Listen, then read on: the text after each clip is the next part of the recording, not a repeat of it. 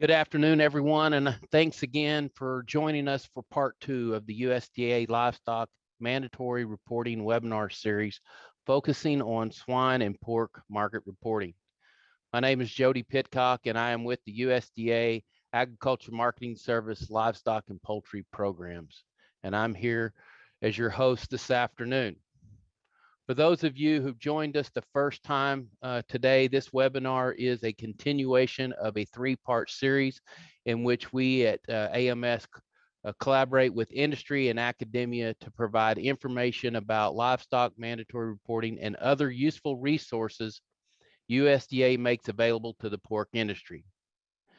Today, we will take a closer look at the LMR swine reports, how the data is collected and aggregated, how the information is used for CME Group Lean Hog Index, and how some of the benefits for the pork industry of having this information at your fingertips.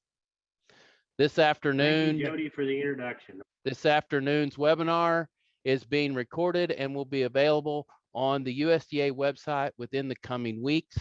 We'll provide you a link to the website at the end of this session, and participants will also receive a follow-up email with that information.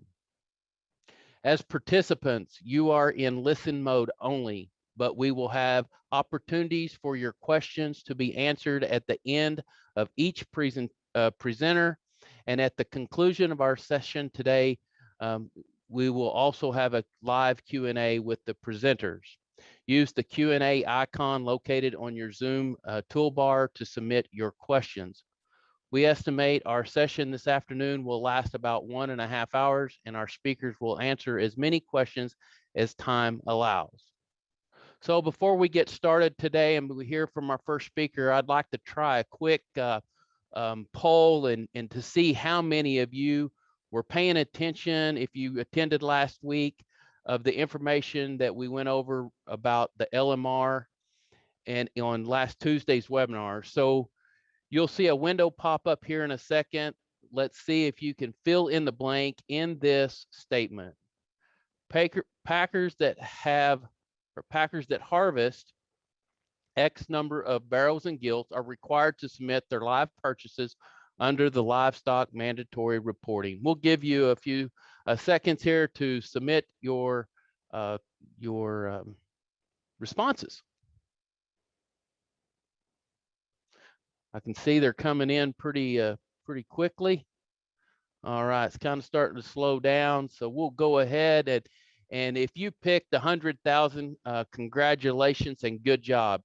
Federally inspected packing plants that annually process an average of 100,000 barrels and gilts, or companies that process 200,000 sows and boars are required to report information to AMS. So the key in that statement, in that question, was barrels and gilt. So if you picked 100,000, good job, congratulations. And I hope you look forward to another afternoon of information, of presentations that's just going to be packed full of information that I think you'll be able to take home and take back to your own operation and help you make marketing decisions. So without further ado, now I'd like to introduce our first speaker. Kirk Hackfield serves as the supervisory market reporter with the Livestock and Poultry Grain Market News Office in Des Moines, Iowa. He oversees the LMR live swine reporting, as well as a variety of voluntary reports, and over his 6 years with AMS has worked with reports for pork, poultry, and various local regional reports. Kirk holds a BS in animal science from Iowa State University. Let's hear from Kirk Hackfield. Thank you, Jody, for the introduction, and welcome everyone to today's session covering the livestock mandatory reporting swine direct reports. Today, I will be giving a brief overview of our reports and going over the different purchase types that we cover. The mandatory swine team handles between 7,000 and 11,000 records per day and go through that data, identify any outliers, and verify the information with buyers and sellers. The team publishes 37 reports a week, 7 dailies, and 2 weekly reports Using this information, that covers approximately 2 to 2.5 million head a week. So up first, we have our negotiated purchase type, and this is just a buyer-seller interaction that is scheduled for delivery no later than 14 days away from the commitment.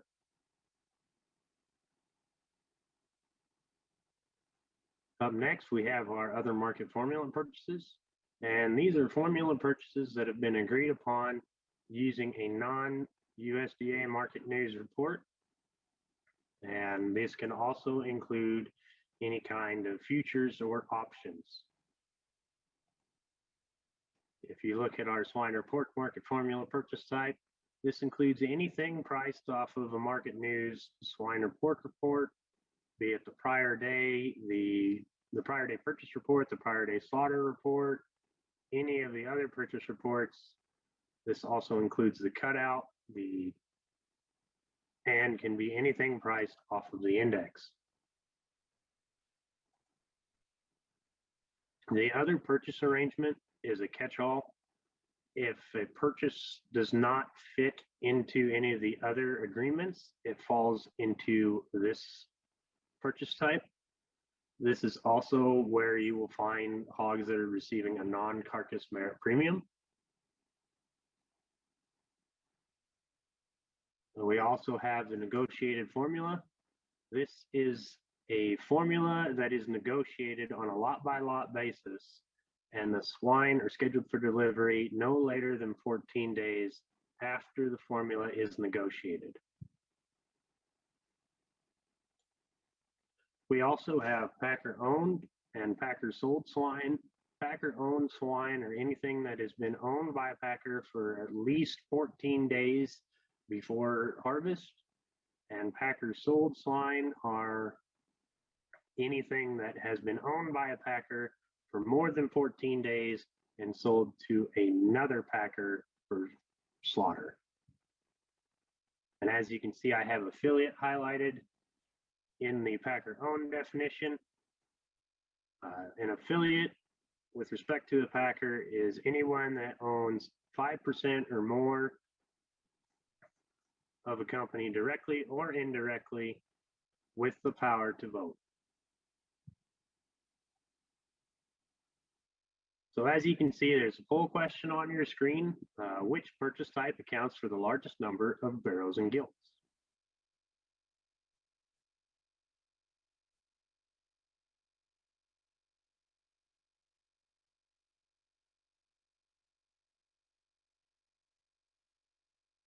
If you selected packer owned, you are correct.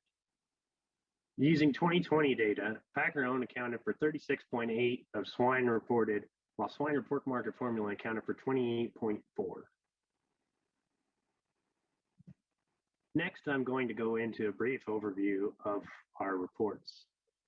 On the screen, you see a list of our daily purchase reports. Now, all of these reports are published daily, as I said. The prior day report, the first one that comes out in the morning at 8 a.m. Central Standard Time. It is a midnight to midnight of the previous calendar day snapshot of the market for that day.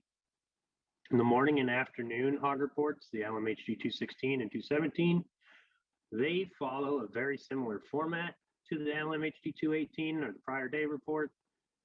However, there are a few differences in how the volumes are reported, and they are released at 11 a.m. and 3 p.m. And the morning report covers a time frame from 1:30 p.m. to 9:30 a.m. of the current day, whereas the afternoon report is 1:30 p.m. of the previous day to 1:30 p.m. of the current day. The sow and boar purchase report, the LMHG 234, is also a calendar shot or a snapshot of the previous calendar day, midnight to midnight. And here we have the rest of our daily reports. We have the prior day slaughtered swine report. That's the LMHG 201, we have our base lean hog carcass slaughter cost report. That's the LMHG 213, and the daily direct net price distribution. That's the LMHG 215. The slaughter report, it comes out every morning at 10 a.m. and it again is a snapshot of the previous calendar day, midnight to midnight, everything that was harvested. All three of those reports follow that time frame. And then we'll have our 2 weekly reports that I will also touch on here in this session yet. The weekly reports are both published on Monday. The weekly National Swine Direct report comes out on Monday mornings around 10 o'clock, whereas the weekly direct non-carcass merit premium, that comes out around 3 o'clock on Monday afternoon. Next, I'm going to switch over to my browser and I will walk you through our reports. So as you can see, I am already to our Swine Direct reports page that Lakeisha outlined in her session last week. You can see our resources at the top of the page, and all of the reports that I have talked about today are included in this national slaughter section. The first one that I am going to point out to you is the Daily Direct Prior Day Hog Purchase Report for the LMHG 218, which can be found here. So the Daily Direct Prior Day Hog Report has, like I said, is the midnight to midnight window of the previous calendar day. So at the top of the report here, we have the volumes for today, what we saw a week ago, and what we had reported a year ago. This is for all purchase types and for a combined for packer sold. A little farther down, you'll see that we have our pricing series. We have this for all producer sold and packer sold information combined on a carcass basis. And then as we scroll farther down the report, we'll see more pricing series for each purchase type. As you can see, we have negotiated and all of the other purchase types as well. In this section, we have what was the negotiated hog purchase matrix. We have now simplified this to where if you are a producer that sold hogs on a negotiated basis the previous day, this is the possible range of net pricing that you can expect to receive. As we continue down the report, we see more pricing information for the other formula purchases, and we also have live base numbers for negotiated. And at the bottom of the reports, we'll find a state of origin. And this is where the hogs were purchased from, not where they are going to be harvested. It's where the hogs were fed and then sold. If I look at the afternoon report, as I said before, it's a very similar format. However, this volume section does change a little bit. We have an estimate and an actual for today, and all that is if there was an estimate for what they're going to purchase for the rest of the day. And as I said before, this report is 1:30 to 1:30, and that is the time frame that is covered, so they cannot estimate to purchase more after the 1:30 time frame.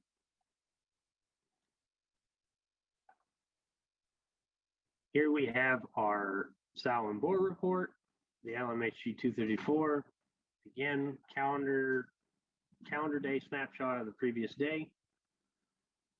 We have our volume at the top.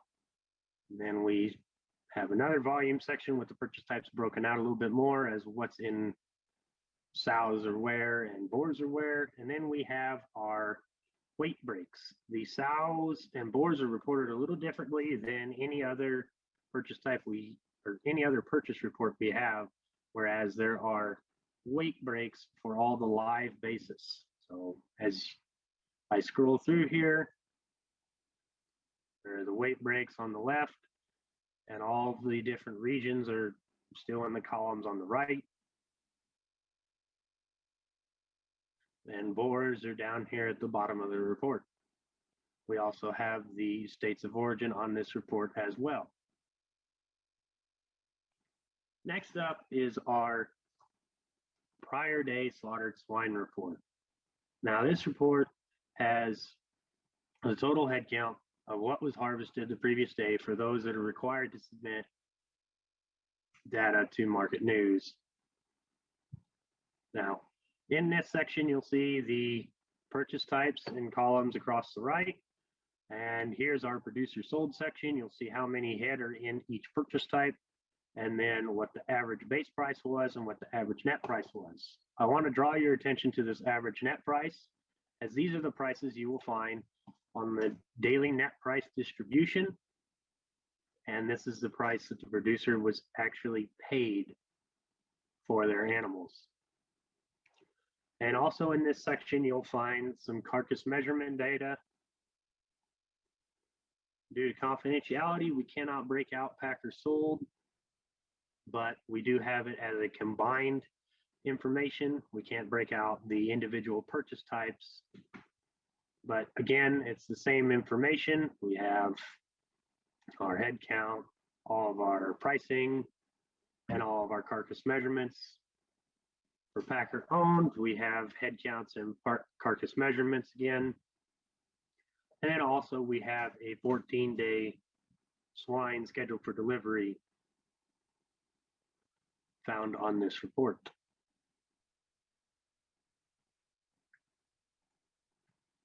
The base lean hog carcass slaughter cost report is the cost of animals that were purchased underneath of a packer buying program.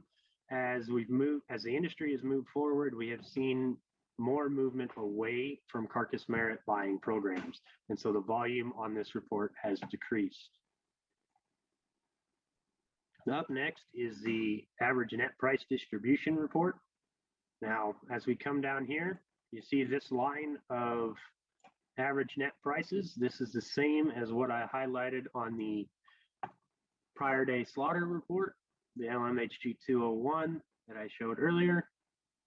And for just a brief overview on this, because I know Dr. Schulz is going to cover this report more in depth in his talk later. As you can see, this report illustrates how many head deviated away from the weighted average net price. So in a $6 to $8 window, there were 232 head that were $6 to $8 lower, whereas there were 321 head that were $8 to $10 higher than that 71.46. Now we have our weekly purchase report. This report actually contains information from both the slaughtered swine report and the purchase reports. So if you remember the poll question from earlier, this is where we see those numbers as to how much of the purchase type, how many head are going into each purchase type, and what that represents as far as percent of the marketplace. Packer owned is the majority of animals that we have. And as you can see, the producer sold negotiated is very low compared to many of the other purchase types. And this report has a similar setup to all the rest of the purchase reports, whereas all of the regions and the national are columns to the right, and the individual purchase types are broken out as different sections. Up next, we have the non-carcass merit premium report. And this report, as I said, goes out on Monday afternoons. Any non-carcass merit premium that is included on hogs is reported on this report. And there is a large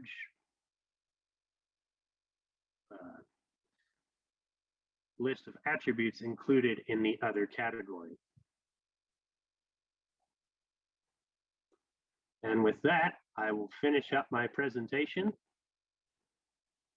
I want to thank you all for the time and the opportunity to present today. and am happy to take any questions at this time. Thank you, Jody.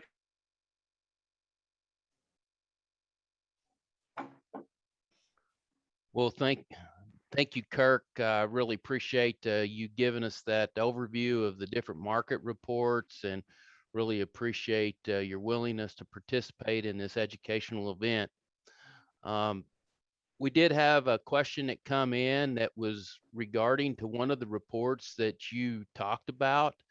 It was on the prior day slaughter report. I believe it's the LMHG 201, as a lot of people in the industry may refer to it as. On that report, down in the bottom section, you have swine scheduled, I think a 14-day schedule.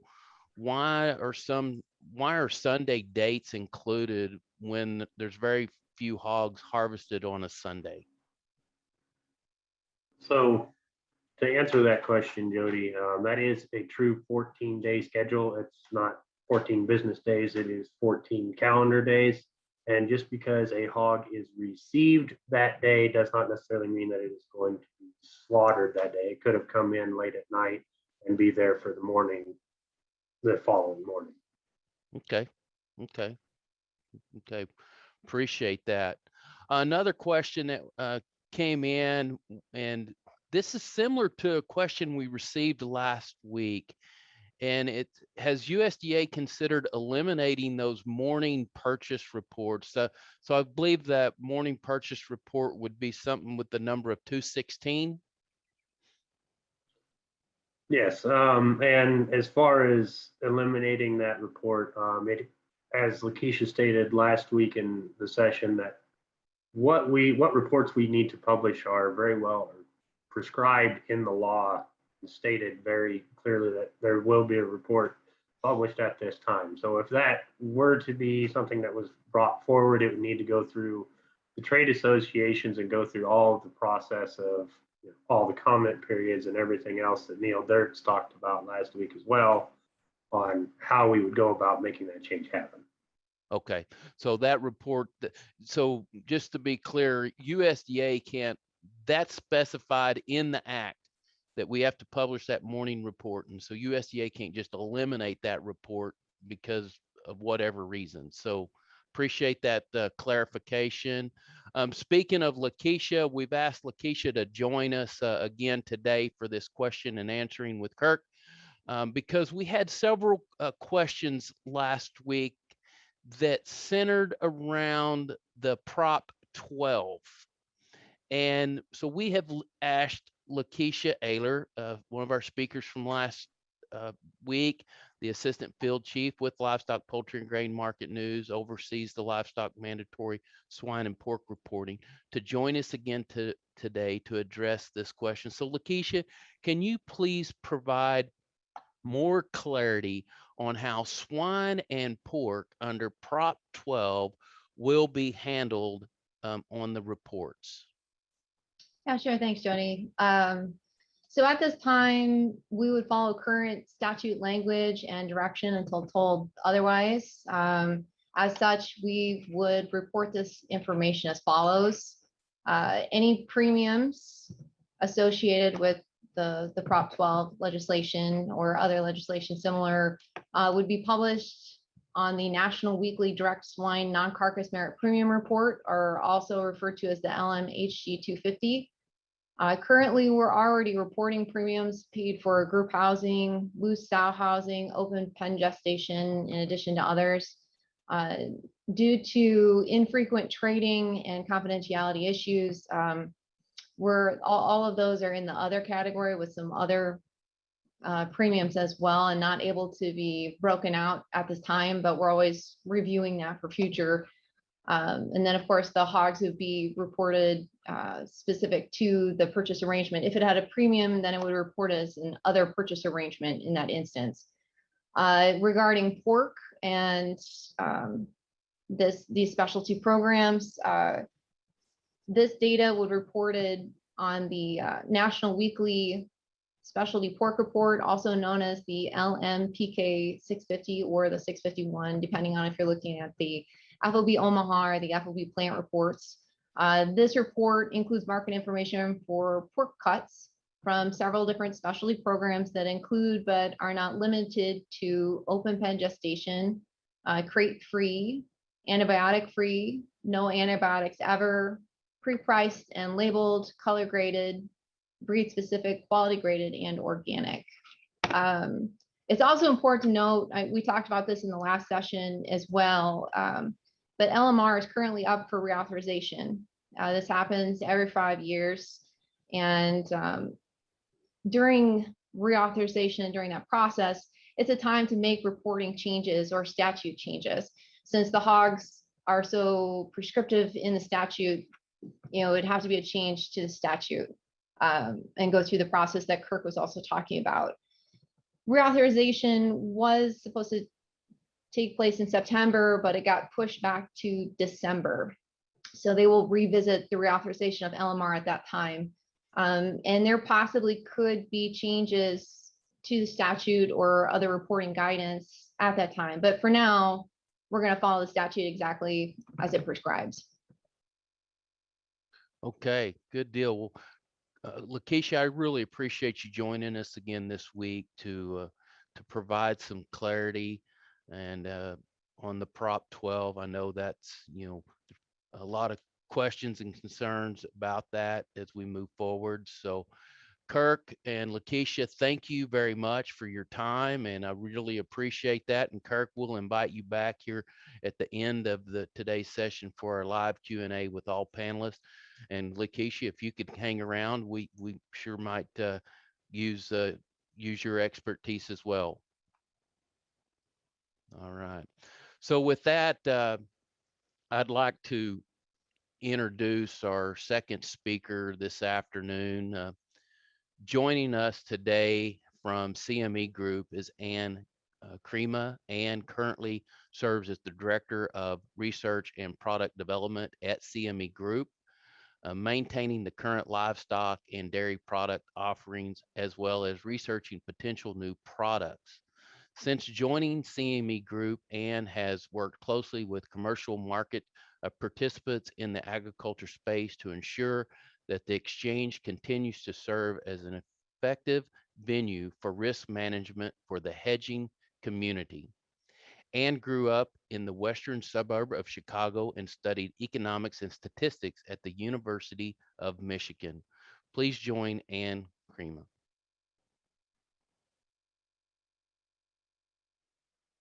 Hi, thanks so much, Jody, for the introduction and to the USDA for the opportunity to speak today. We appreciate the partnership with the USDA as well as the engagement from the industry. So as Jody mentioned, I'm Ann Krema. I'm a research director as well as I oversee product development of our livestock and dairy products at CME Group. And I'm going to take today to talk about CME Group and what we do as an exchange, and more specifically, the CME Lean Hog Index and our CME Lean Hog Futures contract. Thanks again for the time and the attention today. And with that, let's get into it. And just to touch on a disclaimer here, what I'm talking about today is neither investment advice or recommendation. The CME Group is the largest futures and options exchange in the world. In addition to our agricultural complex that you guys are familiar with, we also have products that span across energy, like WTI and natural gas, metals, interest rates, foreign exchange, equities. CME Group is where the world comes to manage risk, and whether you are hedging aluminum exposure, currency exposure, or livestock exposure, you can leverage our markets to do that. Every day, market participants come to trade and hedge in our markets, and this year, our average daily volume across all of those asset classes is about 19 million contracts. Within that, our agricultural products represent about 1.4 million of that average daily volume. More specifically, our livestock products across live cattle, feeder cattle, lean hogs, and pork cutout represent about 138,000 average daily volume. So I wanted to touch a little bit on the origins of the exchange. Ultimately, CME Group wouldn't exist in the first place if it weren't for the agricultural markets. Going back as far as the 1860s, the Board of Trade, as well as later on the Chicago Mercantile Exchange, initially came about as a reason for market participants from the physical markets. They needed a place to come and manage their physical price risk. So both futures and options markets are used by agricultural market participants to hedge against price moves in the cash markets.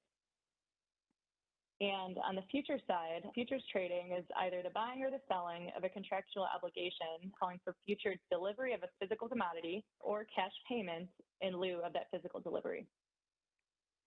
And options are the right, but not the obligation to either buy or sell a particular underlying futures contract at a specified price on or before a specified date.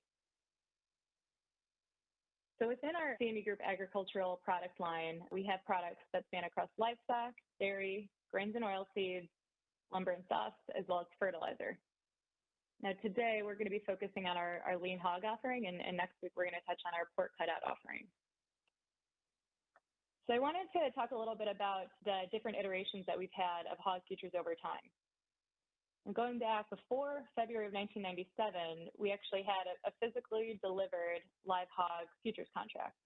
So this means if you are carrying a position at the expiration of a contract, you are either making or taking physical delivery of live hogs. Now, starting in February of 1997, we transitioned to a new model, which was a cash settled model. And ultimately, we did this to reflect kind of a shift in the market as hog producers were starting to move from terminal and auction markets to delivering directly to packing plants. Ultimately, we did this to reflect practices that were changing in the market and to continue to offer the best risk management tools to the industry. In my role, we look to strive to make sure that we're continuing to offer risk management tools that work for the physical marketplace. So our CME Lean Hog Futures contract that is now cash settled is a 40,000 pound contract. It trades in US cents per pound, and it trades every day on Globex from 8:30 a.m. to 1:05 p.m. Central Time. Ultimately, as I mentioned, in lieu of physical delivery of our previous model, we now have a cash settled contract that is financially settled against our CME Lean Hog Index, which is a 2-day index compiled by data from the USDA. We're going to get more into that index itself, but rather than our corn futures, for example, are still physically delivered, as the marketplace knows, on our livestock side, we now have cash settlements for both feeder cattle as well as pork cutout and lean hogs, where we ultimately are settling market participants against this CME Lean Hog Index as the contract terminates. So over the years, we've seen really substantial growth in our market on lean hogs. On the future side, our average daily volume is about 47,000 contracts this year. And our open interest is about 266,000 for futures. So options on futures are actively used in our lean hog space as well. And options, as I mentioned, are the right but not the obligation to actually buy or sell a futures contract at a future date. And we've seen substantial growth in our options contracts as well. So our options average daily volume is now about 10,000 contracts, and our average open interest on options is about 197,000 contracts. So without ultimately the data that the USDA provides to us, we would not be able to offer these price risk management tools to the industry. And I wanted to touch a little bit on the flow of information and how we ultimately are able to offer that tool. So as you know, the producer will sell their hogs directly to the packer in the cash market, and those prices are ultimately reported by the packer to the USDA. The USDA will put out these daily reports, and we as CME Group will pull from those reports and compile our CME Lean Hog Index based on the data that they're providing on a daily basis. Ultimately, our actual final settlement for the CME Lean Hog contract is the 2-day average of the CME Lean Hog Index. So now I wanted to dive into the CME Lean Hog Index a bit. The report that is being used for the data that goes into the Lean Hog Index is the National Daily Direct Hog Prior Day Report, the LMHD 201. The purchase categories that we're using are the negotiated swine or pork market formula and the negotiated formula values. We made the change to include the negotiated formula purchases back in October 16. This was after the purchase type was created in September 2015 when LMR was authorized. So the CME Lean Hog Index is an average net price.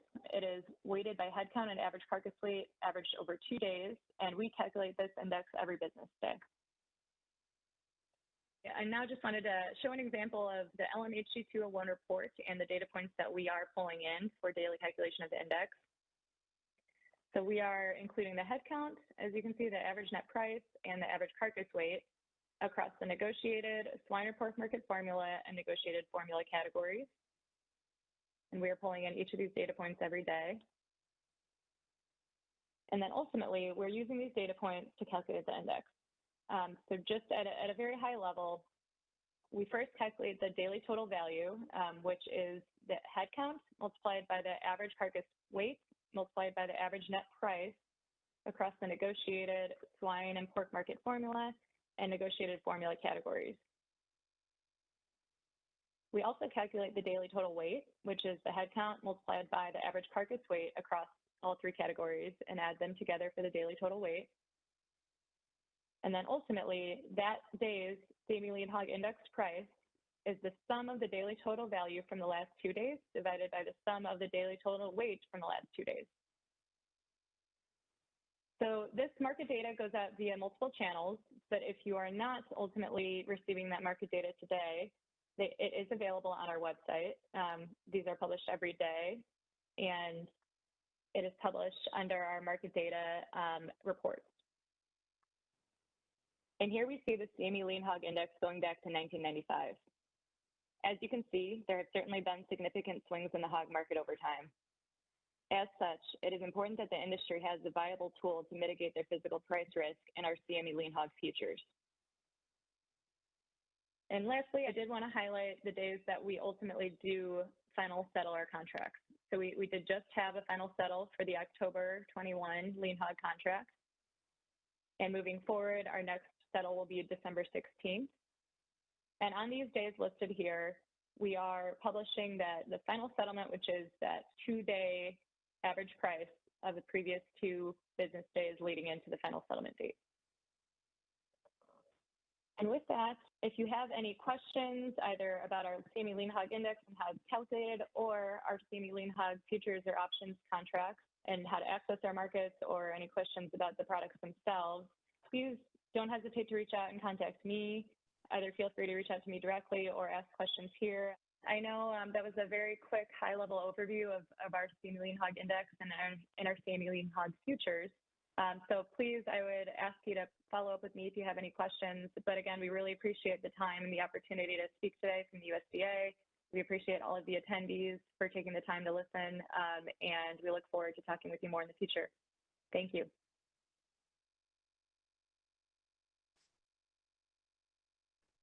Well, Ann, thank you very much for giving us that overview. As you was going through that presentation, it kind of brought back some memories for me when hogs were actually live delivered. The contracts were settled on a live delivery before they moved to a strictly cash. One of my first overnight trips as a USDA market reporter was to go to Sioux Falls to perform certification work on lean hog contracts. So that was kind of interesting that you brought that up. But I sure appreciate you going through that. We did have a question come through as a producer. If I'm not currently hedging with futures, what should I do to get started? Yeah, thanks, Jody. That's a great question. So ultimately, if you wanted to get set up to start hedging your risk using either futures or options, you would need a futures account set up through one of our clearing firms. But if you're just getting started in the market, more than one, but many awesome resources exist in the broker network that we have, especially in the livestock complex. So definitely, if you're just getting started, I would highly recommend looking at our website. If you go to cmegroup.com and search Find a Broker, we have a broker directory, and you can filter by agricultural products as well as by what type of market participant you are. If you need any further detail or have any further questions about that directory beyond that, I'm happy to answer any of those. But definitely would recommend getting set up with at least one broker. As an exchange employee, we can talk about the products at a high level and hypotheticals, but we're not allowed to really give risk management advice when it comes down to your specific risk profile. So that's where the brokers are awesome resources in the space. Okay. Yeah, that CME Group website, very informative website. I've been to it several times. You got some great educational material there for stakeholders. So really encourage you, to go out there and look at that website and educate yourself. One other question that come in, Ann, and then we'll move on to our third speaker. But the question I'd like for you to touch on is, how can a producer view the quotes for lean hog futures or options? Yeah, that's a good question as well. So you can view delayed quotes on our website. So they're about 10 minutes delayed. Our landing page for lean hogs, you can actually go to cmegroup.com/lean hogs, and you can find delayed quotes for futures and options there. If you are interested in real-time market data, I know certainly many brokers in this space offer access to different platforms that might offer that. We also have a platform we can offer called CME Direct, where you can either have trading access or view-only access. So depending on what you're looking for, if you're okay with delayed quotes, you can find that on our website, or if you're looking for real-time market data, then either you can reach out to us for CME Direct access or talk with your broker about what platforms they might offer for market data access. Okay, perfect. Well, I sure appreciate you taking the time. We'll see if we get any more questions that come in the Q&A, and we'll invite you back here at the end for the group live Q&A. So thank you very much for your Thanks, Jody, presentation. All right, so our third speaker this afternoon is Scott Hayes. Scott is the Vice President of the National Pork Producers Council. Scott is a fifth-generation pork producer and is the CEO of 2 Mile Pork, LLC. Oversees all aspects of production and business operations, which includes 5,200 sows in a farrow to finish enterprise, marketing 125,000 pigs annually. They also have 1,000 acres of row crop where corn and soybeans are raised. In addition to serving as the Vice President of the National Pork Producers Council Board of Directors, Scott is a member of the Missouri Pork Association Board, Missouri Corn Growers Association, Missouri Farm Bureau, and Monroe City FFA, the Missouri Institution of Cooperatives, and is president of the Missouri Agriculture Leaders of Tomorrow. Scott is also a military veteran and attended John Wood Community College. Scott, we want to welcome you and thank you for your service to our great country. Please welcome. Hello, it's an honor to be with you. I'm Scott Hayes, Vice President of the National Pork Producers Council and a fifth-generation pig farmer from Monroe City, Missouri. I had the privilege of growing up in the 70s and 80s on a pig farm, a diversified farm near Monroe City. Marketing pigs back then was much different than it is today. My Uncle Pat would call one of the three or all three of the local buying stations that we were fortunate enough to have within 20 miles of our farm and get cash prices for that day's delivery.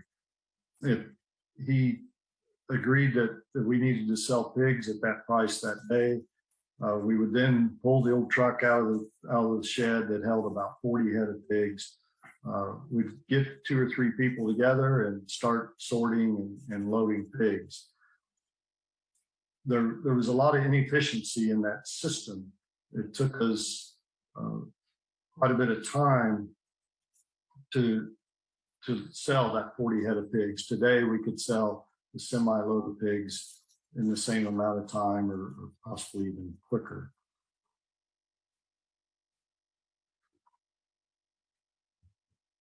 Gathering market data was also a challenge at that point. We would catch the opening markets, the noon market, and the closing markets on the radio. I knew at a very young age that you had to be quiet when that jingle would come on the radio before they announced the market report. Somebody would try to gather that data. Uncle Pat would take it and chart that data, not only for the pig market, but also the cattle and grain markets. He still has stacks and stacks of notebooks where he did all that by hand.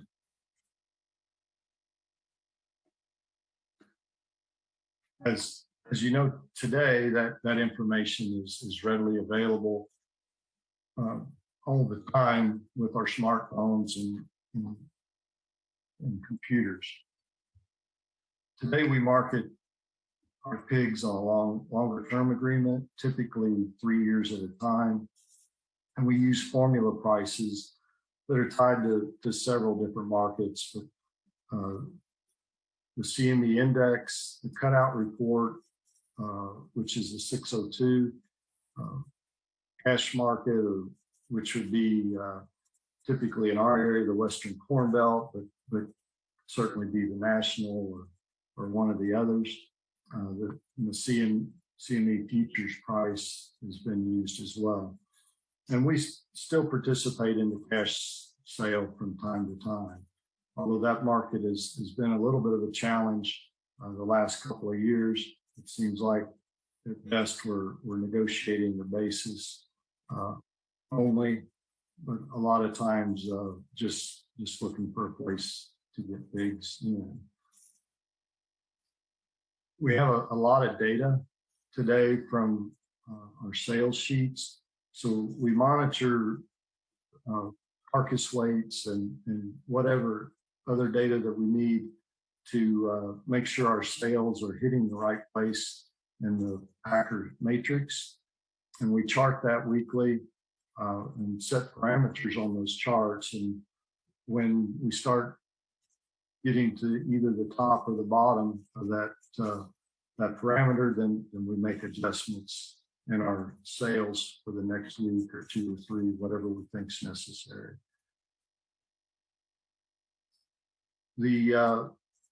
Like I mentioned, it's much more efficient to sell pigs over a long-term agreement. That's why not only producers but processors as well have moved to this system, but it makes our labor more efficient, transportation, all of our scheduling stuff more efficient.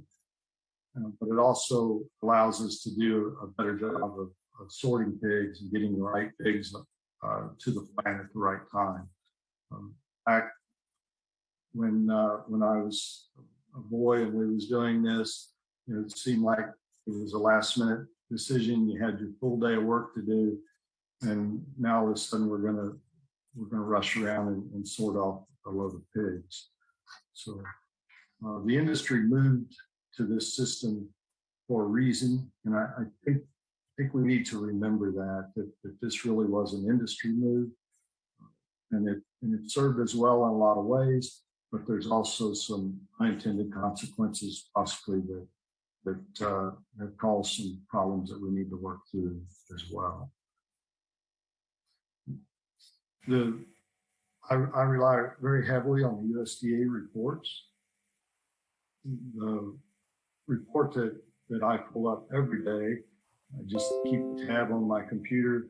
That is the National Daily Hog and Pork Summary Report. It usually is ready about 4 o'clock each day. So by 4 o'clock, I've probably hit refresh on that tab a couple of times. But I really look forward to having that data each day. It gives me the live prices for the different markets. It also gives me the cutout price and volumes of pigs that were harvested that day. Another piece of that I really enjoy is the charts down the side of that report. There's typically 4, and they could be meat prices, pig prices, volumes, and sometimes include sows or wean pigs. It's just always good information, and shows the 5-year average, what's happening this year, what happened last year. It's just a good way to keep track of trends in the industry. So I very much appreciate whoever or the team at USDA that's going the extra mile and providing those charts on the side of that report every day. I take several numbers off of this report, as well as looking up the CME Index and a couple other numbers. Put those on a spreadsheet, and I have our formula prices in that spreadsheet, so I know daily what our pigs should have brought that day. I've done that long enough now that I have enough history there that I can also play with that spreadsheet when looking at potential contracts that are being offered. So I can plug those formulas in and look and see what the prices would have been in good times and not so good times. And it helps me make decisions or counter offers on when negotiating prices going forward. A couple other reports that I use from time to time, the wean pig and feeder pig report, the LS 255, that comes out on Friday afternoon. Don't look at that one every week, but from time to time, we participate in the wean pig market on one side or the other. So I like pulling that report up and seeing where we're at. If we are participating in the cash market, I've used the HG 217. That gives all the detail of the different cash markets and weights of pigs, and there's a lot of good information there to help with negotiating cash hogs. We do run a farrow to finish operation, so obviously we have cull sows to sell. The HG 234 has sow cash prices by weight range, so that report is used frequently to see where we should be on our cull sow prices. So today, we find ourselves in a place where it's much easier to get data, to chart data, and have access to the markets than what Uncle Pat had it in his day. I don't believe the marketing decision has gotten much easier than what it was then, but what has greatly improved is the accuracy of the information. By having mandatory price reporting, I had some assurance that I'm getting accurate data. There's a lot of volume in the data, and so that part of it, I don't have to worry about like Uncle Pat did. I've been fortunate to be able to serve on the Competitive Markets Committee for National Pork Producers Council for several years. This committee, our stated goal is to enhance report clarity and accuracy. So Neil done a great job of explaining how LMR works and how it came about. And as he said, once every 5 years, it's up for reauthorization, and that's also the time when we get to make changes and make improvements in the reporting. There's a couple of requests that we have in for this reauthorization that I think are important for producers. The first one is splitting the swine and pork market formula report into 2 reports, so that we have a swine market formula and a pork market formula. The pork market formula report would pretty much be the pigs that are sold based on the cutout. And the industry has moved in that direction over the last several years. It would be nice to know what producers are receiving on the cutout pigs.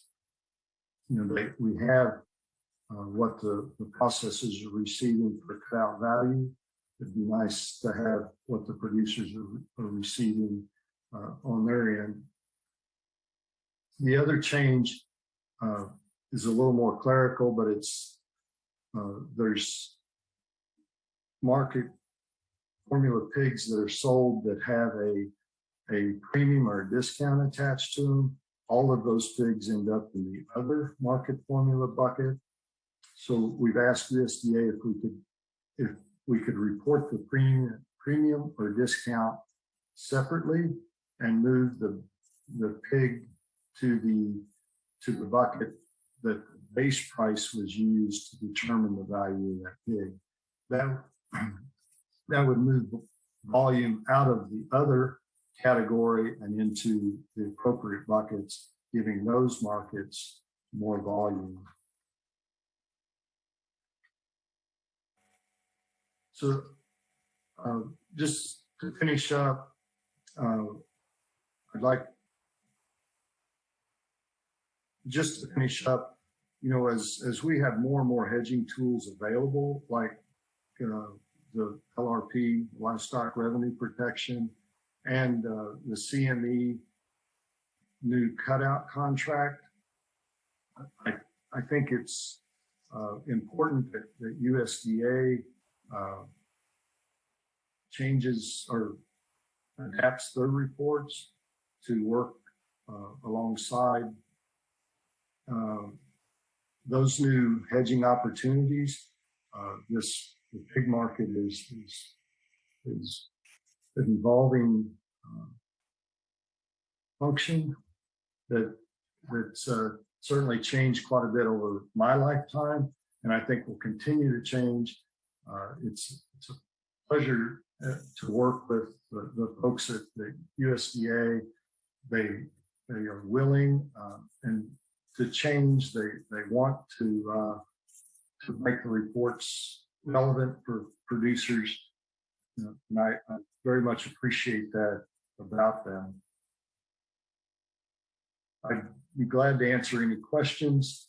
If there's no questions, I'm certainly looking forward to Lee Schulz' presentation at this time. Hello. Well, Scott, appreciate that. It's always good to hear from the producer's perspective. You talked about the change and how things have changed in your lifetime. You know, I remember when I moved to Iowa I don't know, almost 30 years ago, I kept seeing these white buildings with these loadout chutes on the side of them. And I'm like, what is that? I grew up in the Texas Panhandle where we don't have many hogs, but a lot of cattle. And the only hogs I was really used to was wild hogs. And well, I started my career with USDA Market News, and within the first couple of weeks, my supervisor started taking me to all these white buildings on the side of the road. And so I learned real quick what they are. And now you drive through the countryside and you don't see a lot of them. So with that, one of the questions that come in is how would not have the reports, if the reports wouldn't have changed, that we've made these changes through the years, how would that affect you in your ability to make effective market decisions? Well, Jody, I guess I think about the couple of times that we've been without market reports due to government shutdowns and the disruptions that caused, not only at the farm level, but also knowing that caused disruptions between the processor and the retailer as well. So the industry is really evolved to the point where we really rely on all these reports daily to determine prices of live pigs as well as meat prices, probably clear out to the consumer. I don't know that end as well, but my understanding is it's these hedging tools and pricing is used clear out to that end as well. Okay. Well, you mentioned that you're in your bio, you're on the board and the committee leadership with the National Pork Producers Council. Can you explain a little more about the efforts there with the NPPC? Sure. The more I get involved with NPPC, the more I realize how much they serve all producers. Really, the staff and the board really are focused on the producer We also, keep in mind the entire industry, because what affects things up and down the chain affects producers as well. And I think most producers know that we're pretty heavily involved in trade, not only trade deals, but monitoring trade agreements. Foreign animal disease stuff certainly been front and center, unfortunately, the last couple of years. Ballot initiatives as well. We work on those, but we also currently we're working on labor, supply chain issues, sustainability is a new buzzword for us. And the environmental stuff kind of comes and goes, but there's always something to work on there. And obviously from this series you're doing here, people know that we also work on market access. I'm sure I've left some other things out, but I think producers, the more you know about what your national organizations do, the more proud you'd be to be a part of that. Absolutely. Well, good deal. Well, I sure appreciate you taking time out of your busy schedule and joining us, and we'll ask you back here after Lee's presentation for our group panel. And we sure appreciate your knowledge and your time today. Thank you, Scott. Thank you, Jody. So our final speaker this afternoon will be Dr. Lee Schulz. Lee is associate professor in the Department of Economics at Iowa State University and serves as a statewide specialist for livestock economics and markets. His area of expertise are in production and marketing, price analyst, and risk management for the cattle and pork industries. And Lee routinely collaborates with Farm Management Extension, the Iowa Beef Center, and Iowa Pork Industry Center, the Center of Agriculture and Rural Development, and the industry stakeholders. Lee publishes regularly in professional journals, extension publications, and the popular press, and has spoken at numerous professional and agriculture conferences. Please welcome Dr. Lee Schulz. Thank you for that introduction, Jody, and thank you for the attendees being on this webinar today. This is one of those talks where I wish I had a couple hours to give you a perspective on the value of this information. Unfortunately, I only got a couple of minutes, and then we'll follow up with some questions. When I was asked to give this presentation, it gave me the opportunity to kind of really think about how much I use LMR data in what I do every day in serving producers. And that is in research, understanding key issues in the markets. It's an extension, so providing those resources to producers, as well as teaching, so helping the next generation of producers and stakeholders understand the value of this market data and how they can utilize that data.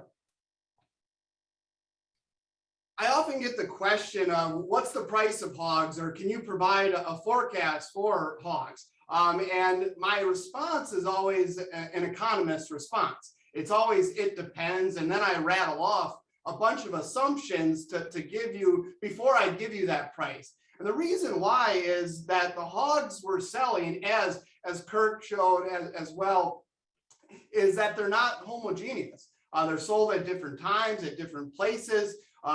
There's a lot of market information out there. And what LMR data does, and publishing that data, is it provides that competition in the marketplace because it gives the transparency, the breadth and depth of market reporting. So I always think back of, what if we didn't have that data?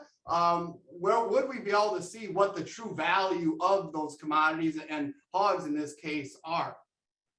Now, oftentimes we see published prices that can vary greatly, and these are all correct. Kirk went through how this data is submitted to them, the process they go through to publishing that data, and then the reasons why we see differences in those prices. A lot of times it's by different purchase price, different purchase types, which represent different hogs, again, different time periods or different places. And then that variation is a lot of times because we see extreme large supplier demand shocks in the marketplace. So we can see quite variation in those prices. So when I think about the value of this information that's published every day, and that we have to sort through all this information, it really goes back to the law of large numbers. So as that sample size grows or the amount of market information grows, we have more confidence in what those prices and quantities are that are trading in the marketplace. With more confidence, that helps in price discovery. It helps in negotiation. It helps in understanding market trends and where the marketplace may be going. One of my favorite reports to utilize, especially when I'm presenting market outlook information, is, as Kirk talked about, the National Daily Direct Hog Prior Day Average Net Price Distribution Report. So in short, it's referred to as the 215 report. And this is a picture or data visualization that we've worked on here at Iowa State that we hope to provide to stakeholders here shortly on one of our websites that shows this price distribution, the data from that report. And what we've done here is we compare two different time periods. So one is back in October of 2020, and then one is more current day, so October 8th of 2021, to show differences in those price distributions. And then also we show the weighted average net price. And that's what a lot of times we quote or use as a price, but it's important to understand that there's a distribution around those prices. So when I'm benchmarking my prices I'm receiving for my hogs, compared to other producers, I want to look in that category where my prices are, be it, for example, the swine or pork market formula, but then I also want to look at that distribution. So where do I align in that distribution, which allows me to benchmark where my prices are relative to others. Now, when we think about risk management or price risk management, the relationship between cash prices and futures prices, this is the critical association of those two. And what I like to think about is basis, or basis allows you to localize those futures prices. So basis here, we're just going to define as cash price minus futures price. And our ability to reliably forecast basis is really the key to successful hedging, be it on the futures or the options market. And we utilize moving averages of historical basis values to give us a good method for forecasting basis. Now, a lot of times we use 3-year or 5-year average basis values because the data is available, because USDA is publishing that data on a daily standpoint or weekly standpoint, and we can aggregate up as needed, and the availability. So we can really update our basis forecast as that data is becoming available real time. So here at Iowa State, we do provide basis estimates for producers or other stakeholders throughout the supply chain to utilize. And what we're doing here is we're providing an Iowa, Minnesota basis in effect. So looking at what the difference between the futures market and the cash market is here in Iowa, Minnesota. And so we're directly referencing the 204 report, which is now included in the 218 report. And this provides a starting point for understanding local cash prices differences versus differences that we see on the futures market. Now, importantly here, what's key to a hedger is the difference between the futures price and their particular cash price.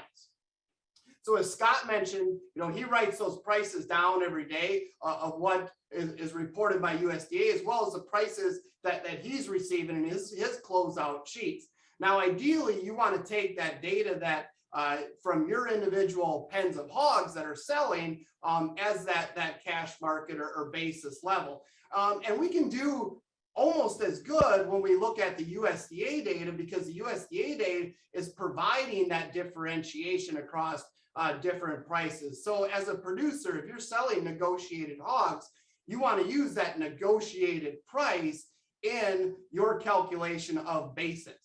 Because that's going to be most reflective of the hogs that you're actually selling. Same can be the case for the swine or pork market formula. That's the cash market you want to use in the calculation of your basis levels.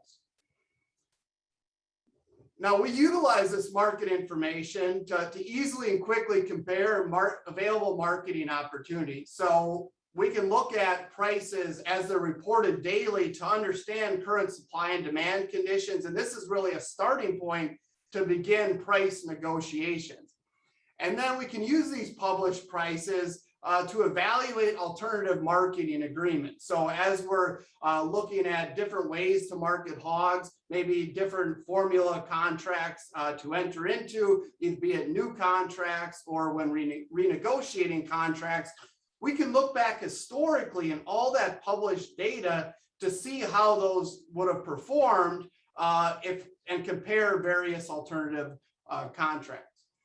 We begin that process in a recent publication here at Iowa State University, where we use the 201 report and the 215 report to look back historically to see on average, a median, a min, and a maximum, what were the highest prices in a particular year. We also look at it quarterly to look at various quarters that may have the highest versus the lowest price. And we also provide a coefficient of variation. So it shows you as a measure of risk in the market, how much volatility is potentially in these particular buckets that we see for how prices are reported. How we can also use this data, and I often use this in my working with producers, is we can do it to compare formulas. And so I just give you a very simplified example here, where I look at one formula contract versus another formula contract. So this could have been in discussions with a packer when you're renegotiating that formula or looking at a new formula. You could also use the swine contract library to compare those different formulas of which ones would have performed better over time. And we have the historical data provided in the LMR reports to help facilitate these comparisons.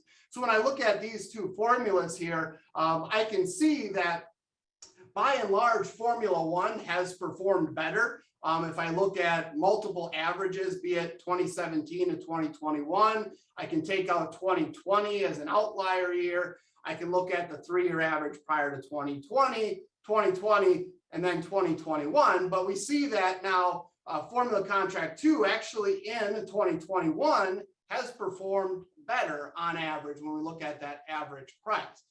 So this is the type of information that we can utilize to look at those alternative marketing arrangements, potentially thinking of how we think the market may be going in the future and where there may be more risk or less risk in a particular contract. I show you means here, but you could also look at statistics like standard deviations or coefficient of variations to see some of that price dispersion. And finally, really, it's been crystal clear to me that many of the recent shocks, and I'll reference COVID-19 here, has really reinforced the critical importance of LMR market information. It allows us to document and corroborate those impacts. And so that's important for me in my position, that I can share those impacts and be confident using the data to say this was the impact on producers and show how producers were negatively impacted because of the situation. And it also allows us, I think, kind of looking back to better understand those disruptions, and for future disruptions, maybe anticipate some of those impacts. So it's the ability to learn utilizing this data that I think is really valuable. So a couple of examples here I'll share with you. So this was a very popular chart when we looked at 2020. So this was federally inspected barrow and gilt slaughter. This data is provided through USDA National Ag Statistics Service, as well as USDA Ag Marketing Service. And it compares 2019 slaughter levels with 2020. And it shows where we've seen the major slaughter disruptions in April and May of 2020, and then the recovery in those slaughter. So this was really an example and allowed us to really monitor those slaughter disruptions and the potential backlog in marketings that would develop. Now, what I used hand in hand with this chart was the LMHG 201 report. So within that report, it reports carcass weights of hogs. And when we separate the producer-owned hogs from the packer-owned hogs, we see a very, very big divergence in the trends in those carcass weights. So that slaughter data, be it national or regional, allowed us to talk very much in aggregate of where of what the slaughter disruptions were, and a little bit of where those disruptions were when we looked at it from a regional basis. But this allowed another opening of that picture of showing us where those disruptions were occurring. So when I read these charts, I look at the producer owned, we see that major disruption in April and May where slaughter weights really spiked. But by June, July, and August, they were really trending back towards 2019 levels. And then actually by September, you see that they got below what we had seen the prior year and the 5-year average.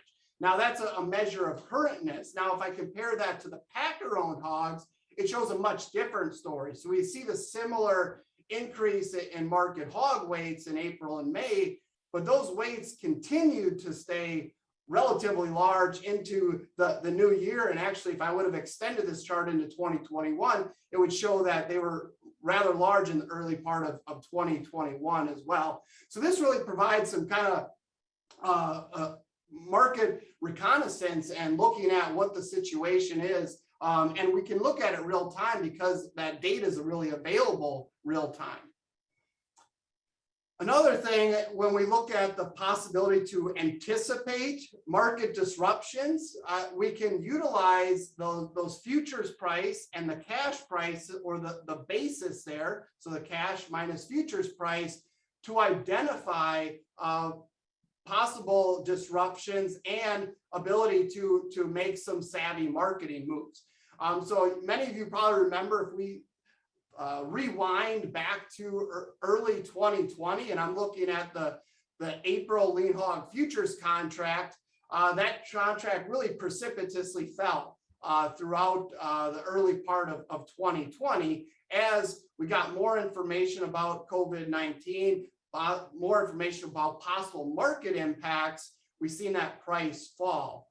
Now, when we compare that to cash prices actually held relatively strong through that period. So what happened was that the difference between cash and futures prices became very large. And that's what we can see, the green line there. What that is a signal to producers, and particularly hedgers, is to market the hogs and take the very strong basis. So this is again an example where looking back, it appears crystal clear. Now, in the heat of the moment, we've seen very dynamic markets, but I think this helped crystallize for me that we can utilize both futures market and cash markets, or that relationship, to identify some possible disruptions and identify when I potentially should be marketing those hogs, or to maximize the value given market conditions. Now, when we look at prices, have very well been correlated for the most of their existence. When we look at the different ways that the hogs are marketed. But as Scott mentioned, we've seen those correlations decrease, especially the last couple of years. That's the reason why there is a call for potentially separating, for example, the swine and pork market formula into a swine market, into a pork market formula, which would certainly help out with some of those correlations. Also, when we look at prices, and again, these are weighted average prices by the different transaction type, I don't think it does the situation necessarily justice. So going back to the distribution, this was the distribution of prices on June 22nd of 2020. So while negotiated prices got down to, on average, about $25 per hundredweight, there was some prices, if I could market those hogs, and realizing some producers couldn't market those hogs because of slaughter disruptions, those prices got all the way down to $13 to $15 per hundredweight. With that distribution being really from 13 to about 35, 37 or so for the negotiated prices. But it also shows you that the various alternative marketing arrangements are a form of risk management as well, because we see a very wide distribution to the bottom tail, but also the top of that tail, where some of the highest prices were just under a buck per pound for lean hogs. Now, realizing there's reasons why those hogs were getting those values. A lot of that goes to the non-carcass merit premiums that were talked about, and really how those different formulas are structured. And so last graphic I want to end with is, when we look at anticipating impacts, that's something that we can utilize this cash market information, that basis levels, to help us forecast prices forward. So we were asked, what's the impact of COVID-19? And this was early in the pandemic, back in April of 2020. And so I provided a forecast of hog prices before the situation. So if we look back at January of 2020, and then if we looked at the early part of April, was the orange line there. So you can see the big divergence between those anticipated prices. So this is very important for understanding the damages or the impacts to producers from a situation like COVID. Now we can go back and compare to what the actual prices were, because my forecasts were a point in time and market conditions change. That's the green line, and the green line is directly from the 204 report, which is Iowa, Minnesota. So it allows us to compare what we expected versus what was actual market impacts, which is very valuable in understanding the impact of a situation and what producers are facing from a financial impact. So before I take any questions, I'll end with highlighting the various sources of market information that we provide for stakeholders throughout the supply chain. Is really embodied in 3 websites. And why I highlight these websites is because they directly use LMR data in providing those resources to producers. So our Ag Decision Maker website is where we have those basis estimates, as well as a lot of analysis, understanding producers' prices, understanding hedging, and how you can provide some effective hedging given different market conditions. Our estimated livestock returns is a model that looks at cattle feeding as well as swine production costs and returns, and provides a benchmark for producers to understand what the marketplace is offering and what those prices and costs are.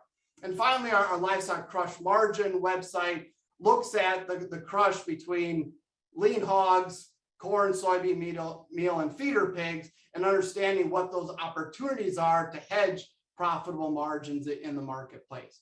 So with that, I'll end, and I'd be happy to entertain any questions. Well, thank you, Lee, for that wonderful presentation. I'm a data junkie, so you was speaking to me in volumes. I love the charts. They really tell a picture and show a really transparent view of what's going on. One of the questions that come in under the Q&A was from, I'm not sure if it came from a producer or what, but it said it seems that the packers are moving away from the Iowa, Minnesota report to more of a national report for formula pricing on hogs delivered to plants in Iowa.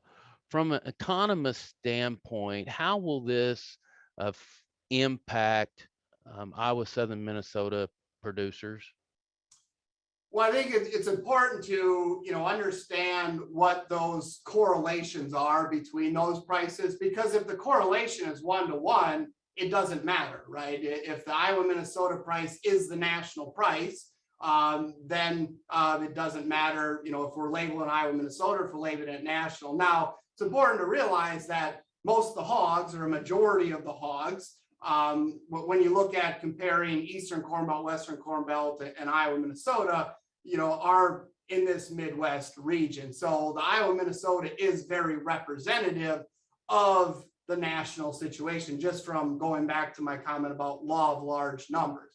Now, that doesn't mean that there cannot be divergences, and we've actually seen that recently in some divergences in the Western Corn Belt and the Eastern Corn Belt.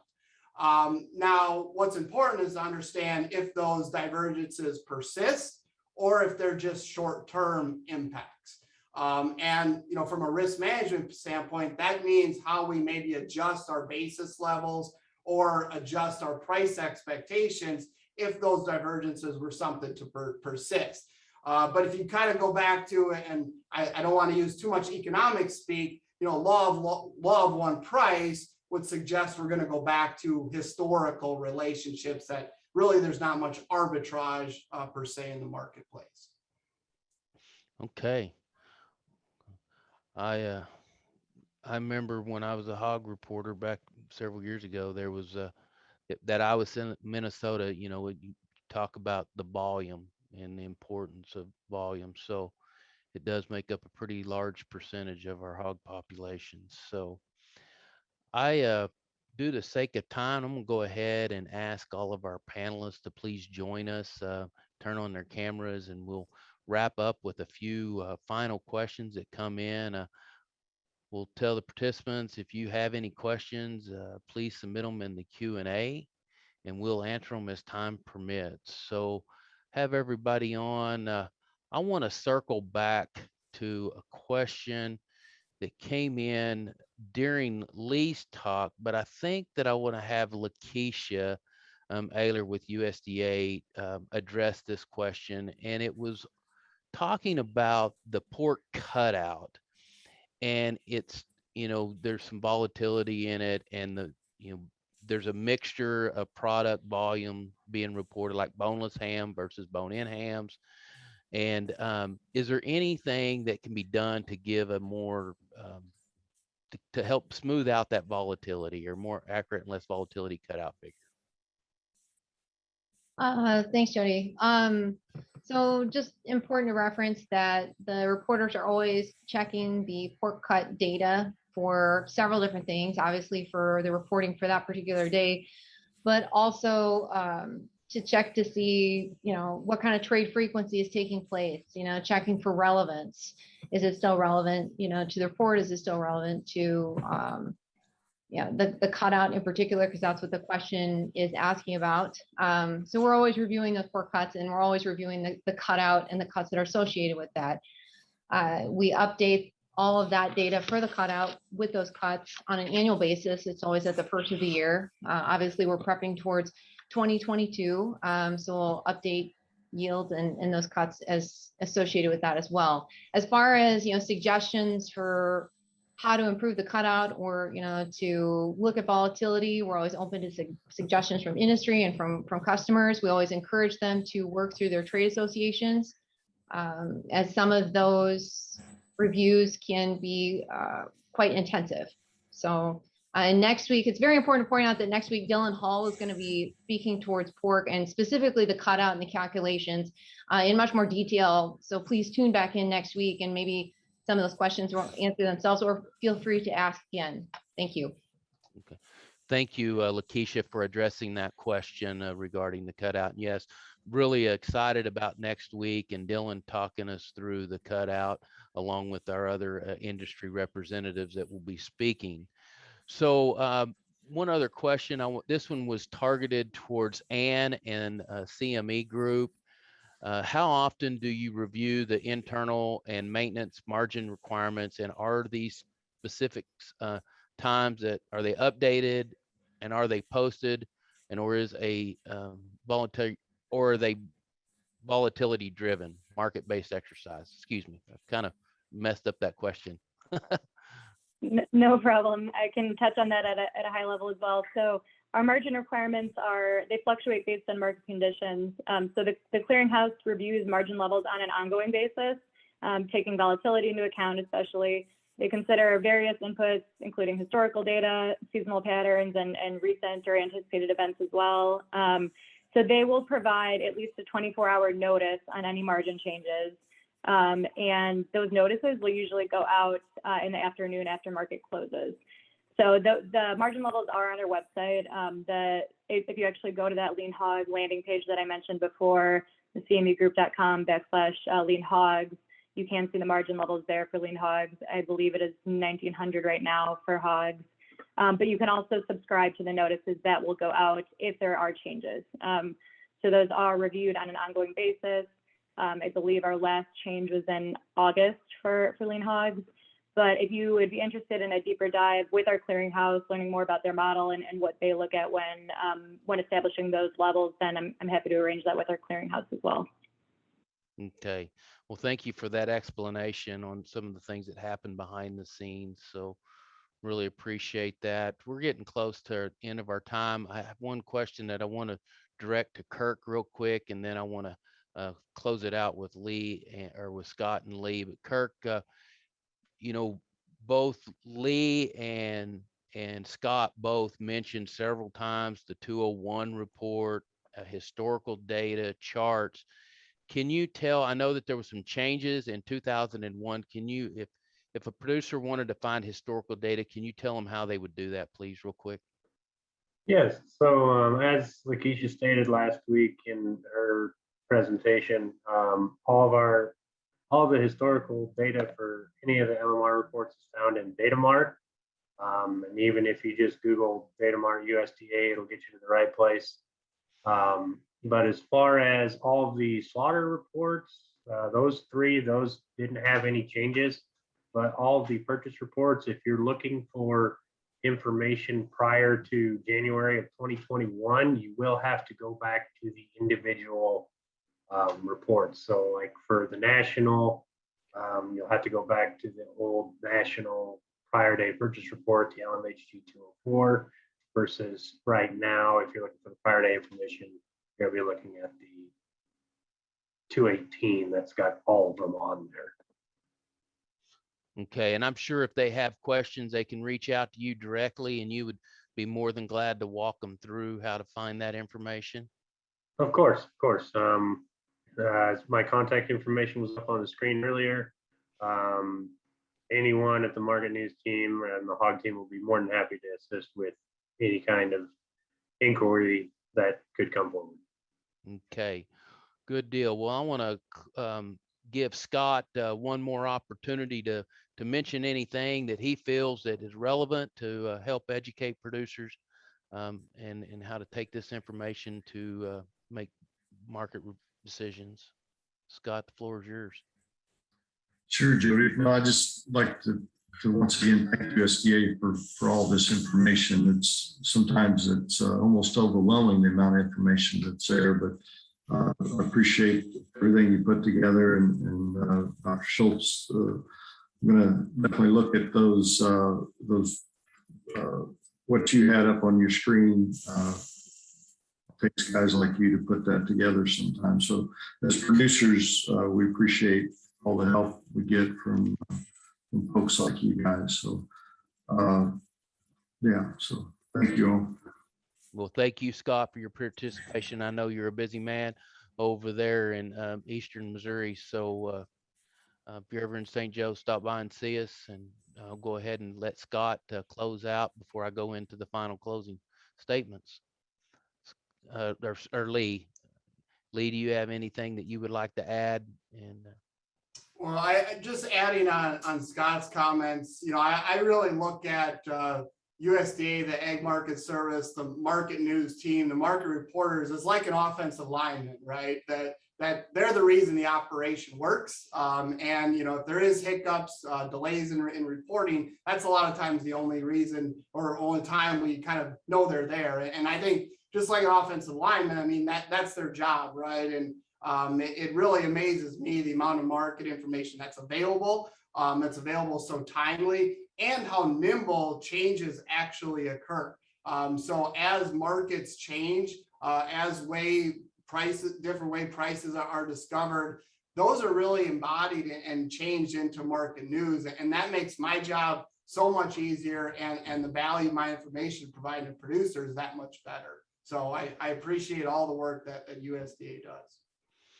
Well, we sure appreciate you, Lee, as an economist, and how you take that information and analyze that information to show that picture to the producers and the stakeholders in the industry, so that they can use that to make good, solid, sound marketing decisions. So with that, I would just thank our speakers today. What a wealth of information and great ideas to consider as we go forth. All of our participants today will receive a follow-up email in the next couple of days with information on where to find the webinar recording and materials. We'd appreciate it if you'd take a minute or two to complete our participation survey. We'll provide a link in the email, or you can also now use your smartphone to snap a picture of the QR code showed on the slide here.